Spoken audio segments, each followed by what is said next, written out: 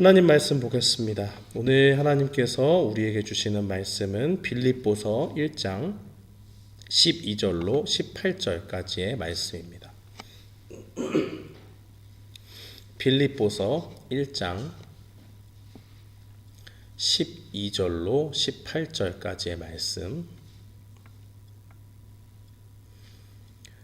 우리 다 찾으신 줄 알고 함께 봉독하겠습니다.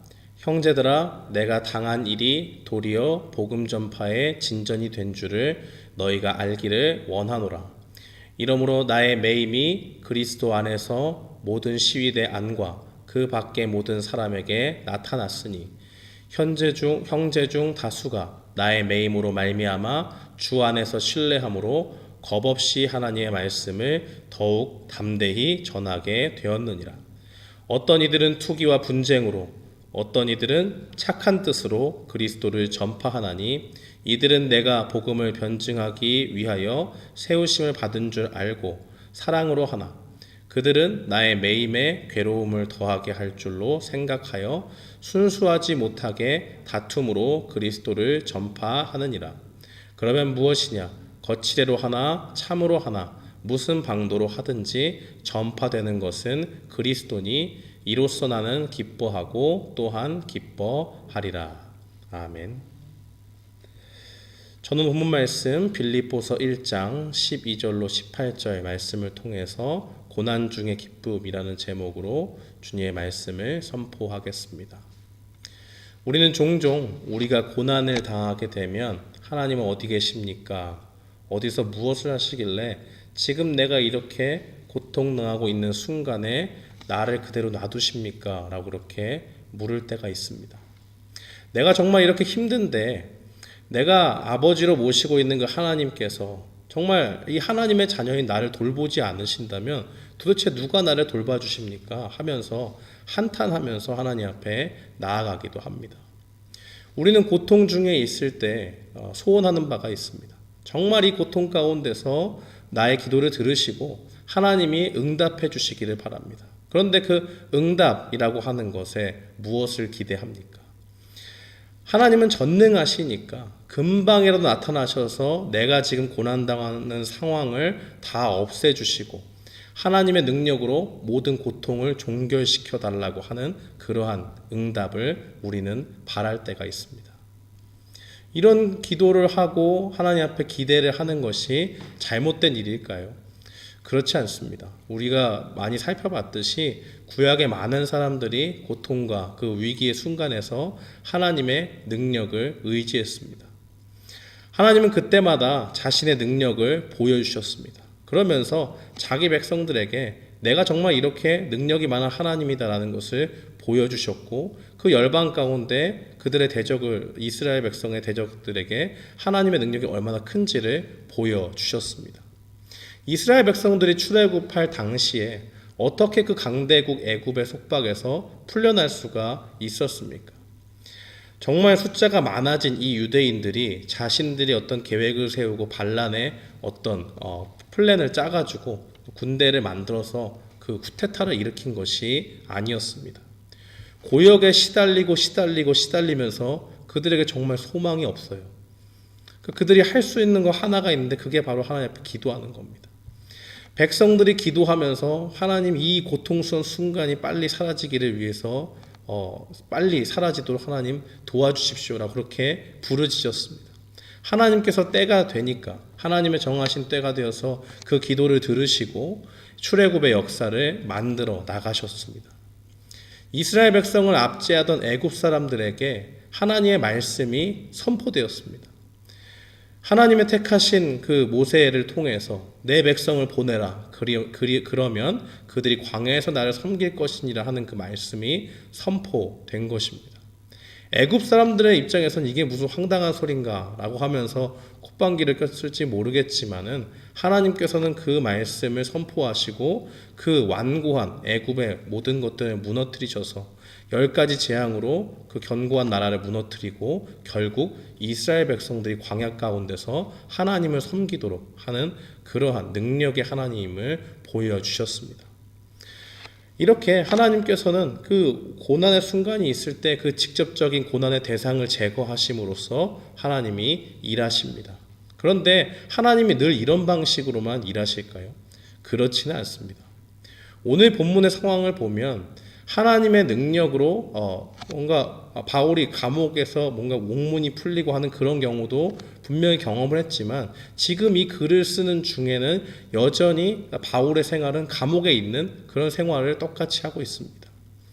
당시 감옥의 환경을 살펴보면 대개 이렇게 지상에 있는 것이 아니고 지하에 깊은 굴이 파져 있어가지고 거기에 그냥 들어가 있는 거예요. 뭔가 쾌적한 환경에서 뭐 한 명이라든지 두 명 내지 이렇게 지내는 것이 아니고 깊은 어둠 속에 있는 그 굴을 파가지고 거기서 죄수들을 한꺼번에 관리하기 위해서 여러 명을 그 가운데 함께 몰아넣습니다. 한 구덩이에 여러 명이 생활을 하는 거죠. 근데 우리가 그런 걸 생각해 보면 그 당시에 뭔가 시설이 잘 발달되어 있지 않았으니까 더위와 추위에 굉장히 그 약했던 그런 것을 상상할 수가 있습니다. 낮에는 굉장히 덥고 밤에는 추위가 그들을 엄습했고 또 겨울이 되면은 너무 극심한 추위 때문에 굉장히 힘들어 했다는 것입니다. 그래서 이 겉옷이나 외투가 반드시 필요했는데 이 바울이 디모데후서 4장 13절 또 21절 말씀해 보면 겨울이 오기 전에 겉옷을 가지고 와라 그런 얘기를 합니다. 이런 배경에서 그런 이야기를 하는 것입니다. 이 겉옷이 없이는 도저히 견딜 수가 없는 곳이 감옥이기 때문에 그렇습니다. 또 사도행전 16장에서 보면 거기서 빌립보에서 사건이 있어서 이제 감옥에 갇히지 않습니까? 근데 갇힐 때에 그 전에 매를 맞고 들어가죠.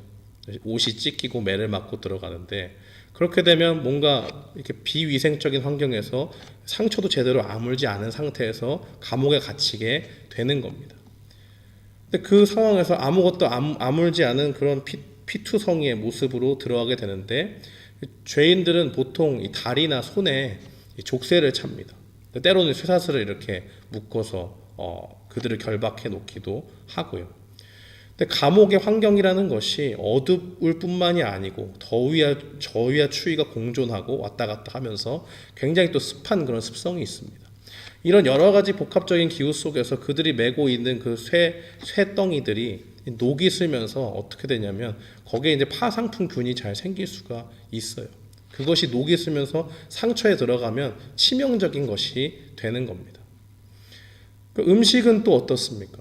그들에게 주는 것이라고는 노예들도 그 당시에 굉장히 적은 음식을 받았는데 노예들이 먹는 양의 절반 수준밖에 안 줍니다. 간수들이 그들의 건강 상태를 개런티하지 않아요. 죄인들의 뭔가 복지적으로 뭔가 생각을 해가지고 그들 죄수들을 잘 간수하고 이런 게 간수가 아닙니다. 그냥 도망가지만 않으면 돼요. 거기서 영양실조가 걸려서 죽었다 책임을 묻지 않습니다. 그러니까 죄인들은 이 음식도 받는 것이 정말 극심한 그 굶주림 속에서 아주 조그만 양을 받기 때문에 굶주릴 수밖에 없었고 그 주변에 있는 사람들이 함께 여러 명에서 모이면서 위생 상태도 좋지 않고 굉장히 열악한 환경 가운데서 살았다는 것을 볼 수가 있습니다.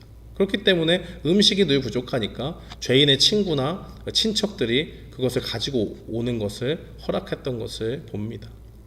이렇게 춥고 덥고 또 습하고 또 굶주리고 아주 그 깊은 어둠 가운데서 이 상처에 정말 파상풍균이 들어가서 죽을 수도 있는 그런 환경 가운데 놓여져 있는 곳이 감옥입니다. 이런 감옥의 풍경이 그려지면 사도행전 16장의 그 간수의 행동이 이해가 되죠. 그 간수가 이 빌립보 감옥에서 바울과 실라가 찬양을 했을 때 옥문이 다 열리지 않습니까? 근데 너무 어두우니까 안 보이잖아요. 바울 자결하려고 하는 사람을 바울이 말려서 우리가 여기 있다 그러니까 뭘 달라 그럽니까? 불을 달라고 그러죠. 안 보이니까 확인해야 돼요. 불을 달라고 얘기하고 보니까 그대로 있습니다. 내가 어떻게 하면 구원을 얻습니까? 주 예수를 믿으라 그럼 구원을 얻습니다 라고 하니까 그 집이 다 예수님을 믿죠. 그리고 나서 이 바울과 실라를 데려다가 자기 집으로 갑니다.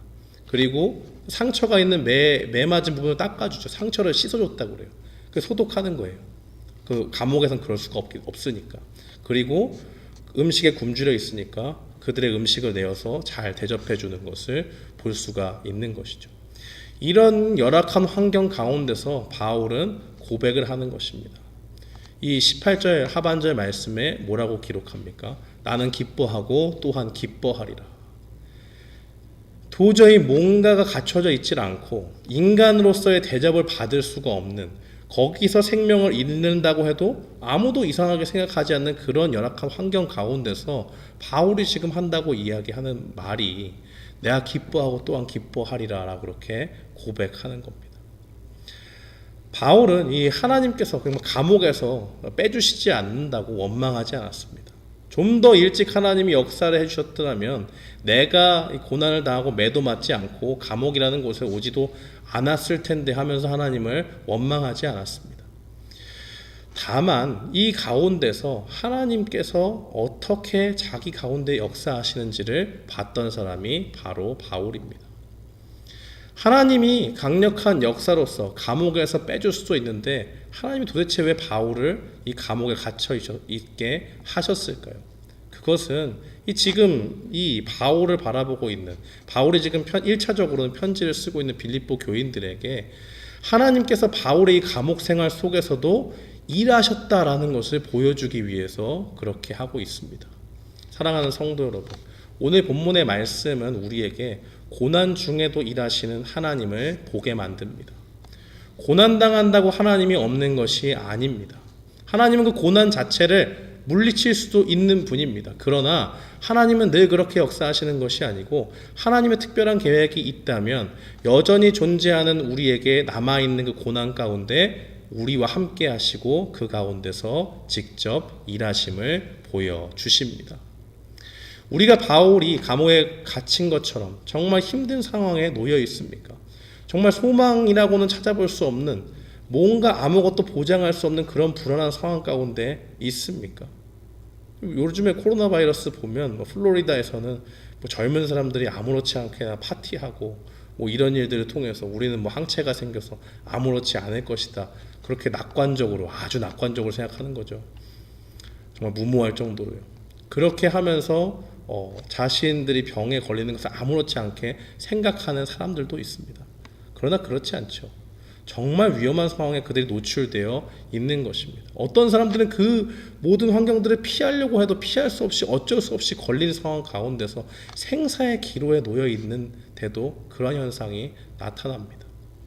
정말 소망이 없고 우리가 정말 피하고 싶어도 피할 수 없는 그런 절망적인 상황들이 우리 앞에 놓여 있습니까? 그렇다면 오늘 본문에 나와 있는 이 바울의 고백을 통해서 힘을 얻으시기를 바랍니다.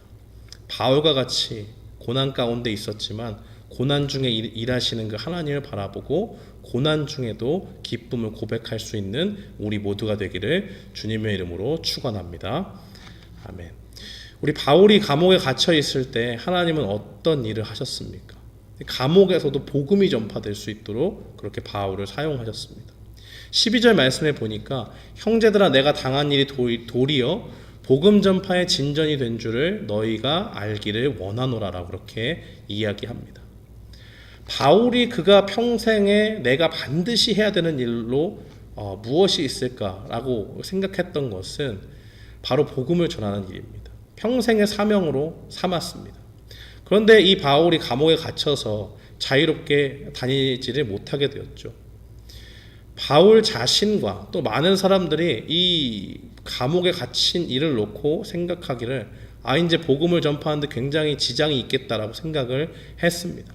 발도 묶여 있고 어딜 자유롭게 돌아다니지도 못하고 하기 때문에 감옥에서 지나면서 더 이상 자유롭게 다닐 수가 없으니까 이거 바울의 사역을 보면 아시겠지만 계속 돌아다니면서 복음이 전파되지 않은 곳에 복음을 전하는 그런 일들을 하지 않았습니까?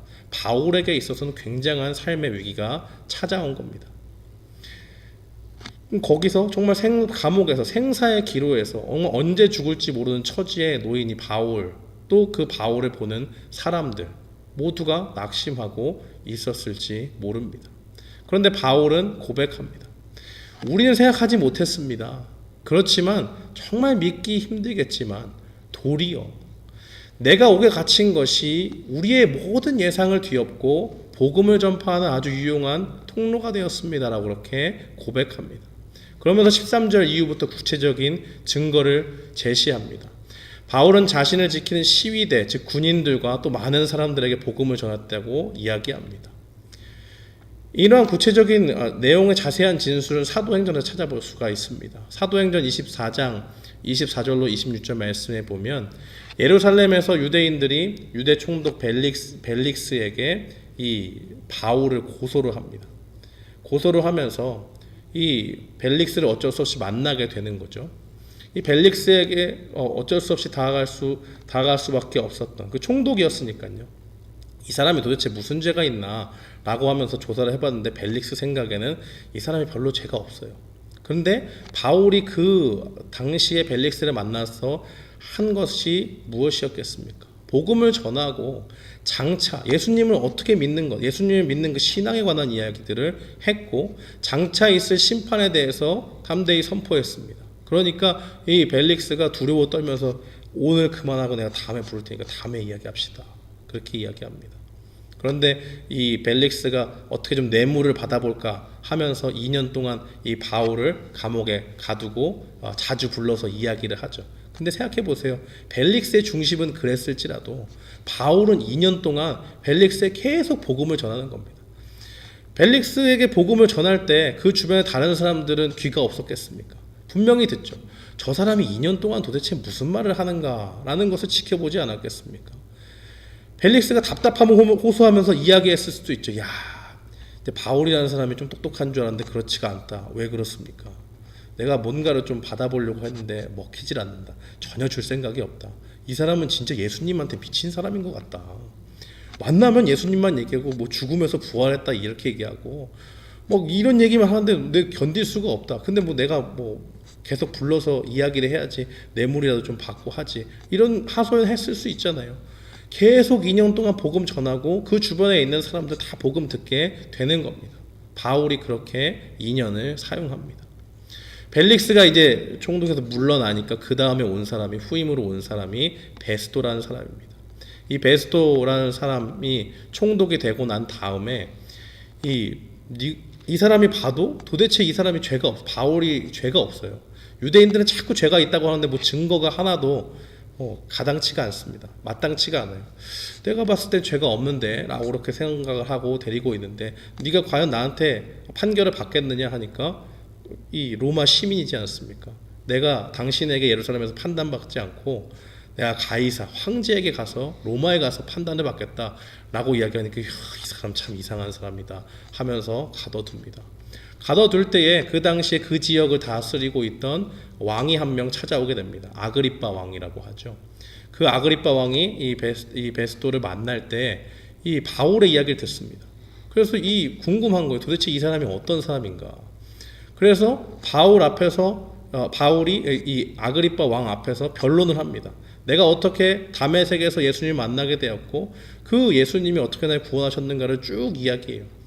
그 얘기를 듣고 베스도가 옆에서 같이 듣고 있다가 많은 학문이 널 미치게 했다라고 이야기하면서 막 이야기합니다. 복음에 호의적이지 않죠. 아그리빠 왕도 야 네가 이렇게 적은 말로 나를 그리스도인이 되게 만들려고 하느냐라고 그렇게 이야기를 합니다. 그러니까 바울의 지금 중심이 뭐냐면 계속해서 복음을 전하는 일에 집중하고 있어요. 그가 베스도 앞에 쓰건 이 아그리빠 왕 앞에 쓰건 자신은 위에 사람들이 바뀌니까 그들 앞에 변론하는 거지만 변론의 내용이 무엇이냐? 바로 예수 그리스도 외에 구원이 없다라는 것을 계속적으로 전파하고 있는 것입니다. 사도행전 27장은 또 어떻습니까? 이제 로마로 가는 그 길 가운데 있습니다. 가는데 배를 타고 갈 때 유라굴로 광풍이 불어서 배가 파손할 위기에 놓여 있습니다. 그때도 마찬가지로 바울이 한결같이 이야기하는 것은 그 군인들과 그 배에 탄 사람에게 하나님을 선포합니다. 나는 지금 이 배에 탄 것이 그냥 여행하려고 탄 것이 아니고 하나님께서 나를 지금 로마로 가는 그 길 가운데 놓으셨고 내가 그 황제 앞에 가서 예수는 그리스도다 하는 그 복음을 전하기 위해서 하나님이 나를 이 배에 타게 하셨기 때문에 당신들은 걱정하지 말라. 하나님이 살아계시다. 내가 믿는 하나님 반드시 계시고 너희들 하나 다치지 않을 것이다 라고 그렇게 안심을 시키고 막 충격받아서 못 먹는 사람들이 막 먹게 해요. 그러면서 힘을 얻게 합니다. 그 가운데서도 하나님을 증거하는데 계속적으로 힘썼던 것이 바로 사도 바울입니다. 사도행전 28장엔 또 어떻습니까? 이제 로마로 들어갔어요. 로마로 들어가게 된 후에는 새 집에 거했다고 이야기합니다. 거긴 뭐냐면 굉장히 자유함이 있는 곳이에요. 그러니까 감옥이라는 그 굴 가운데 있는 것이 아니고 거기서 어느 정도 이제 로마 군인들의 호의를 받고 배려를 받아서 이 셋집이라고 하는 이 주택, 그러니까 여러 가구가 사는 그런 곳에 모여 사는 것인데 거기에 들어가서 군인 한 명이 상주하면서 가택연금 같이 지키는 겁니다. 근데 가택연금이라고 해봐야 뭐 이 사람이 자유롭게 행동을 못하는 게 아니고 그냥 바울이 가는 곳마다 이 군인이 쫓아다니면서 뭐 수상한 일을 하는 것은 아닌가 하면서 살펴보는 것이죠. 굉장히 자유롭게 행동을 했습니다. 그러면서 이 바울이 했던 것은 그 가운데 있으면서 유대인들의 높은 사람들에게 찾아가서 그 사람들을 불러서 이야기합니다. 내가 유대인을 미워해서 그런 게 아니다. 나도 유대인인데 내가 유대인을 어떻게 미워하느냐. 다만 하나님이 이렇게 나에게 주신 그 복음에 어떤 것들이 맞지 않다고 좀 의견이 다른 부분이 있어서 내가 로마 시민이기 때문에 그거에 좀 호소하기 위해서 하는 것이지 유대인을 미워해서 그런 것이 아니다라고 어필하면서 이야기합니다. 그러니까 그 가운데 또 복음에 관심을 갖고 듣고자 하는 사람들이 있습니다. 유대인에게 복음을 전했고 그곳에서 또 2년 동안 거하면서 그곳에 온 사람들을 환영하고 자기 셋집에 오는 손님들을 환영하고 그곳에서도 모든 찾아오는 사람에게 하나님의 복음을 전했던 바울의 모습이 증거되고 있습니다. 이 바울은 옥에 갇히게 된 후의 일들을 보면서 이 모든 과정이 바로 하나님의 인도하심인 것을 깨닫게 됩니다. 야, 내가 자유롭게 갈 수가 없는데 가는 곳마다 내가 복음을 전할 수 있구나. 내가 지금 이 순간이 아니면 어떻게 아그리빠 왕을 만나서 또 베스도를 만나서 총독 앞에 가서 이렇게 이야기할 수 있는가. 하나님께서 그 모든 상황들을 이끌고 그 입술을 열어서 복음을 전하게 하시는 겁니다. 하나님께서는 이 바울에게 일찍 이런 말씀을 하신 적이 있습니다. 사도행전 23장 11절 말씀에 보면 그날 밤에 주께서 바울 곁에 서서 이르시되 담대하라 내가 예루살렘에서 나의 일을 증언한 것 같이 로마에서도 증언하여라 하리라 하시니라. 이 말씀을 바울에게 주시고 이 옥에 갇히는 일들을 통해서 하나님이 일하셔서 계속적으로 복음을 전할 수 있도록 로마에까지 인도하시는 그 하나님을 경험한 것입니다. 사도행전 28장 31절은 그래서 이렇게 증거합니다. 하나님의 나라를 전파하여 주 예수 그리스도에 관한 모든 것을 담대하게 거침없이 가르치더라. 이러고 사도행전이 끝나요. 그가 로마에서 한 마지막 사역의 모습들이 이렇게 되었다고 이야기를 합니다. 바울이 이렇게 담대히 복음을 전하게 되자 주변에 있는 사람들은 많은 믿음의 형제들이 힘을 얻습니다. 위로를 얻어요. 아, 저 사람이 정말 옥에 갇혀서 죽을 뻔하였는데 그런 것이 아니라 그 가운데서도 여전히 고난 가운데 있지만 하나님이 그를 사용하셔서 일하시고 주의 복음을 전파하시는구나라는 것을 깊이 깨닫게 됩니다. 그렇게 되니까 어떻습니까? 잡혀가도 상관없잖아요. 하나님이 감옥에서도 일하실 건데 그러니까 담대히 주의 복음을 전하는 겁니다. 힘을 얻어서 많은 형제들이 믿음을 가지고 주의 복음을 전했습니다. 이제는 바울이 보았던 그 하나님의 일하심을 그 형제들도 보고 같이 하나님의 일하심을 보고 담대히 복음을 전하는 것입니다. 바울은 옥에 갇혔지만 형제들은 그와 함께 하신 하나님을 신뢰하면서 거침없이 복음을 전하는 사람들이 되었습니다. 바울의 매임이 이 옥에 갇히는 일이 복음을 전하는 모든 사람들에게 강력한 도전이 되고 하나님을 신뢰하는 계기가 된 것입니다. 사랑하는 성도 여러분, 하나님은 때때로 바울을 옥에 갇히도록 놔두신 것처럼 우리를 고난 가운데 놔두실 때가 있습니다. 왜 이 상황이 도대체 나에게 왔는지 빨리 이 힘든 시절을 하나님의 능력 가운데 벗어나 주시기를 바라지만 그냥 그 상황은 그대로 있어요. 옥에 갇혀진 그 신분은 그대로입니다. 그러나 그때에 하나님을 원망하고 싶다면 정말 그런 마음이 우리 마음 가운데 솟구쳐 난다면 오늘 본문의 역사하신 하나님을 바라보시기 바랍니다. 옥에 갇혀 있다고 해서 고난 중에 있다고 해서 하나님은 우리를 버려두지 않으십니다.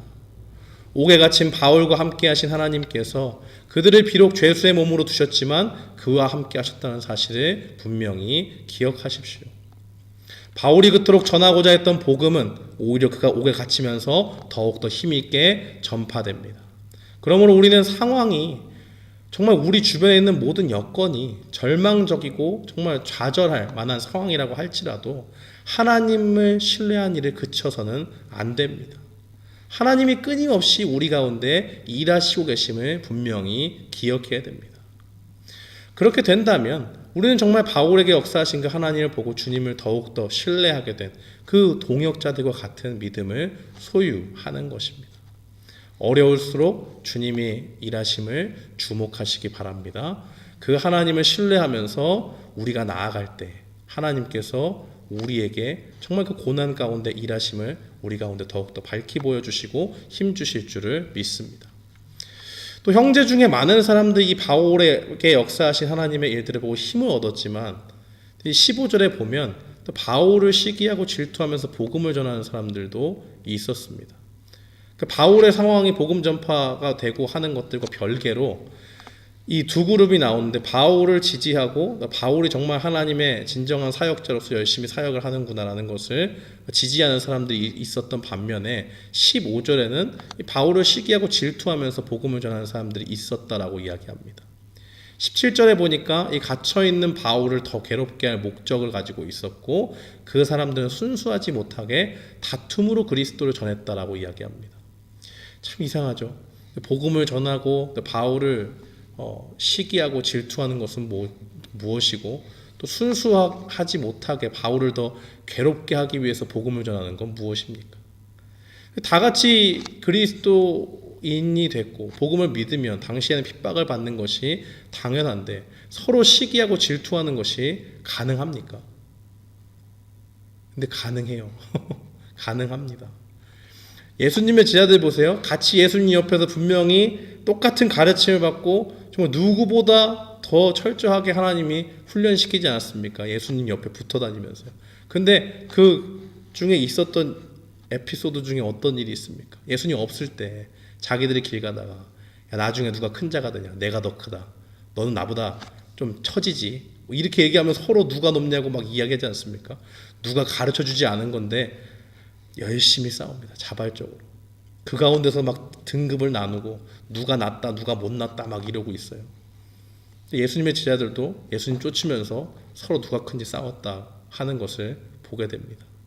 또 성령의 은사가 풍부하게 나타났던 고린도 교회는 어떻습니까? 누가 시키지도 않았는데 한 교회에서 당을 갈라서 세력을 만들었어요. 고린도전서 1장 12절에 보면 고린도 교회에 다툼이 있다는 소식을 들었다면서 바울이 이렇게 증거합니다. 내가 이것을 말하거니와 너희가 각각 이르되 나는 바울에게, 나는 아볼로에게, 나는 게바에게, 나는 그리스도에게 속한 자라라고 이야기했다고 합니다. 그러면서 사도 바울이 이야기하죠. 언제 그리스도가 나눠졌느냐? 라고 이야기하면서 야, 내가 너희들 중에 2명 딱 안수했는데 야, 그거 참 다행이다. 2명보다 더 했으면 어쩔 뻔했냐? 이렇게 얘기하지 않습니까? 그러니까 교회가 예수 그리스도 안에서 하나가 되어야 되고 되어야 하는 것이지 서로 싸우고 시기하고 질투하면서 편가르는 것 이게 옳지 않다라고 바울이 이야기하는 것입니다. 그런데 똑같은 복음을 전하는 사람 중에 다른 복음 전하는 거 아니에요. 똑같은 복음을 전합니다. 바울이 전했던 복음, 예수님의 제자들이 성령님을 받고 난 후에 전한 복음, 그 복음과 똑같은 복음을 전하는 사람 중에 바울을 시기하면서 이기적인 욕심을 가지고 자기가 바울보다 더 위대한 사람이 되겠다고 하면서 선하지 못한 동기를 가지고 복음을 전하는 사람이 있었다는 겁니다. 근데 바울 자신은 그 누구에게도 열등감을 느끼거나 다른 사람보다 내가 높아져야 한다는 그런 마음을 가지고 있지 않습니다. 분명히 옆에서 이야기했겠죠. 바울 선생님 지금 상황이 지금 바울 선생님 나오지 못하시는데 지금 주변에 보면 다 바울 선생님 시기해가지고 지금 자기들이 더 복음 열심히 전하겠다고 잘못된 동기 좀 저렇게 하고 자기의 세력을 만들려고 하는 사람들이 있습니다. 이거 어떡합니까? 걱정을 하면서 얘기해요. 근데 바울의 대답은 뭡니까? 나는 걱정 하나도 안 한다. 이 얘기하는 겁니다. 왜냐? 그들이 정말 불순한 동기를 가지고 나를 깎아내리려고 전하고 있지만 그게 무슨 복음이냐? 바로 생명을 살리는 복음 아니냐? 그 복음이 지금 전해지고 있다. 그러면 내가 그걸로 기뻐한다라고 이야기합니다. 사람들이 복음을 전하는, 바울이 복음 전하는 것을 배아파하고 그 세력이 넓어지고 바울의 이름을 칭송하는 그런 것들이 높아지니까 그거를 시기해서 불순한 의도로 하지만 사도 바울은 정작 그런 데 관심이 없습니다. 교회에서 자기 이름이 높아진다? 아무런 관심이 없어요. 그건 시기하고 질투하는 사람들의 이야기지 내 이야기는 아니다 라고 이야기합니다. 그 시기하고 질투하는 사람들은 그들이 전도한 사람들이 그룹을 만들고 팔을 짓고 거기서 사람들의 칭송을 받고 하면서 성취감을 얻을지 모르지만 사도 바울 자신은 그저 자기의 입술이든 아니면 자신을 싫어하는 사람이든 누구든지 상관없이 복음이 전파되면 되는 것입니다. 왜냐하면 복음으로 인해서 자신이 높아지고 명성을 얻고 하는 그런 세상적인 욕심이 바울을 지배하고 있지 않기 때문에 그렇습니다. 자신은 대단한 사람으로 취급받지 못해줘도 좋습니다. 대적자들에 의해서 깎아내려도 상관없습니다. 자기가 높아지는 것이 삶의 목표가 아니라 하나님이 자신의 삶을 통해 드러나는 것이 사도 바울의 목표였기 때문에 그렇습니다. 그렇기 때문에 사도 바울의 입장에서는 모든 사람에게 예수님이 전해지고 예수님의 이름이 높아지는 것은 합당합니다. 그 일만 잘 되면 되는 것입니다. 사랑하는 성도 여러분, 바울이 고난 중에 기뻐할 수 있는 이유가 바로 여기에 있습니다. 그는 여전히 옥에 갇힌 신세였지만 하나님의 일하심을 보고 있었고 그 가운데 쓰임을 받았습니다. 옥에 갇혀있는 고생스러운 일이 있었지만 그와 함께 하신 하나님을 통해서 옥에 갇힌 순간순간마다 복음을 전하게 하신 하나님, 그 하나님에게 시선이 고정되어 있었다는 사실입니다. 사랑하는 성도 여러분, 우리를 이 세상 가운데 기쁘게 만드는 것은 고난이 있고 없고에 달려있지 않습니다. 우리의 삶이 좀 더 윤택해지고 아니고가 아닙니다. 우리의 삶이 고난 중에 있다고 할지라도 우리가 기뻐할 수 있는 이유는 하나님의 일하심을 보일 수 있는 눈이 있느냐에 달려 있습니다. 로마서 8장 28절은 이렇게 증거합니다. 우리가 알거니와 하나님을 사랑하는 자 곧 그의 뜻대로 부르심을 입은 자들에게는 모든 것이 합력하여 선을 이루느니라. 바울이 옥에 갇힌 일을 복음의 통로로 삼으신 것처럼 우리가 겪는 모든 고통과 고난의 순간도 결국에는 하나님의 그 일하시는 통로가 되고 그것을 통해서 하나님의 선하신 뜻이 이루어지는 은혜의 순간임을 기억해야 될 줄 믿습니다. 이 말씀을 기억하면서 우리 모두는 하나님의 그 고난 중에 우리 속에 일하시는 그 하나님을 바라보면서 고난 중에 기쁨으로 하나님께 나아가는 우리 모두가 되기를 주님의 이름으로 축원합니다. 아멘.